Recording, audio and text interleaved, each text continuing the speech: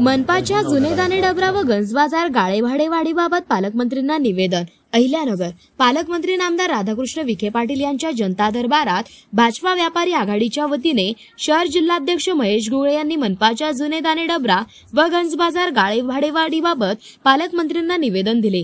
यावेळी धनंजय जाधव, नीरज राठोड, हर्षल बोरा, हेमंत पवार, आनंद लहानबगे तसेच सुरेश लालबागे आदींसह दुकानदार व्यापारी उपस्थित होते। निवेदनात म्हटले आहे की नगर महानगरपालिका जुने दाणे डबरा व गंजबाजार गाळे भाडे वाढी अन्यायकारक असून गाळेधारकांकडून घटनाबाह्य अवाजवी भाडे आकारणी झालेली असून सदर आकारणी रद्द करण्यात यावी।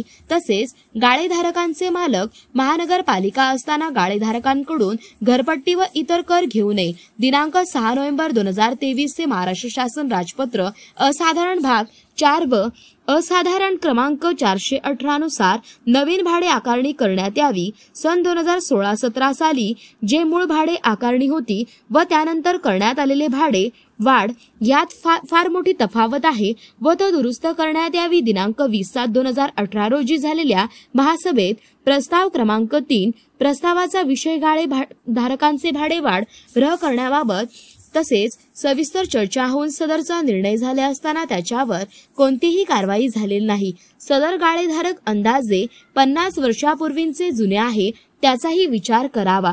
तत्कालीन नगरपालिकेने सदर गाळे धारकांना खुली जागा दिली असता प्रत्येक गाळा धारकाने सदर गाळे स्वखर्चाने बांधून घेतले असल्याने त्यांना फक्त खुली जागा भाडे आकारणी करण्यात यावी। याबाबत मनपास तसेच वेळोवेळी निवेदनाद्वारे सूचित केले असता सदर विषय गांभीर्याने घेत नाही तरी आपण सामान्य गाळे धारकांची परिस्थिती जाणून योग्य तो निर्णय घ्यावा असे म्हटले आहे।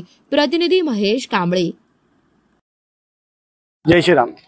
भारतीय जनता पक्ष व्यापारी आघाडी ही सदैव व्यापाऱ्यांच्या पाठीशी आहे। त्यांचाच एक तळमळीचा प्रश्न घेऊन आज आम्ही पालकमंत्र्यांसमोर मांडला आहे।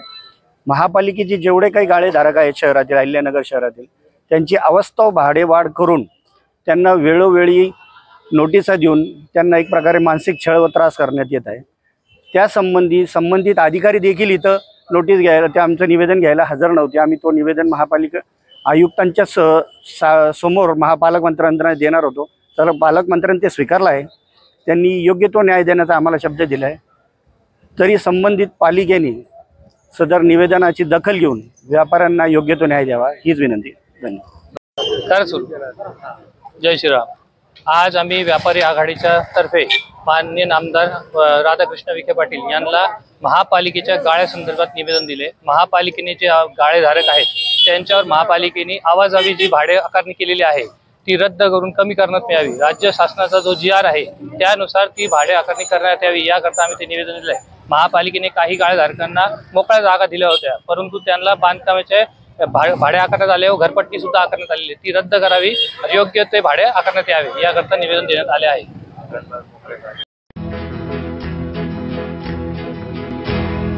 मौज मजा मस्ती मध्ये रमते मन, निसर्गात नंदनवन साई बन।